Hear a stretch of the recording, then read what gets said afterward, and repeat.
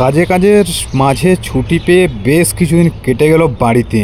তো কিছু করার নেই, মধ্যবিত্ত ফ্যামিলির ছেলে আমরা, আবার সেই চলে যেতে হবে বাইরে। তাই সকাল সকাল বেরিয়ে পড়লাম, কিন্তু কি আর করব, মন ভালো লাগছে না, সেই পুরনো স্মৃতিতেই মন পড়ে থাকছে। কারণ বাড়ি এলে আর যেতে ইচ্ছেই করে না, কিন্তু কিছু করার নেই, যেহেতু আমরা মধ্যবিত্ত ফ্যামিলির ছেলে, তাই কাজ তো করতেই হবে। তো চলো, সেই হিসাবে আমি আবার বেরিয়ে পড়লাম। যাই, ট্রেন স্টেশনে চলে এলাম। ট্রেন স্টেশনে এসে ট্রেন ধরে নিলাম। কী আর করব, মন খারাপ লাগছে, তা সত্ত্বেও যেতে হচ্ছে, তাই মাঝে একটু ভিডিও বানিয়ে নিলাম। তাছাড়া অনেক দিন আমি ইউটিউবে ভিডিও এমনিতেও বানাইনি।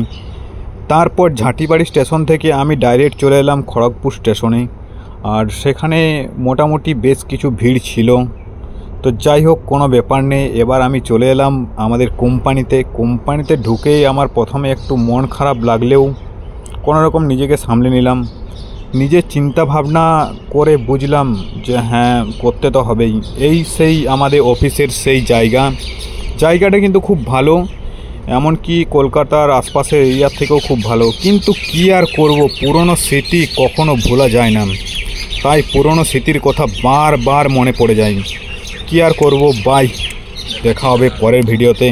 অনেক দিন পর ভিডিও বানালাম। ভিডিওটা অবশ্যই লাইক করে সাবস্ক্রাইব করে দাও।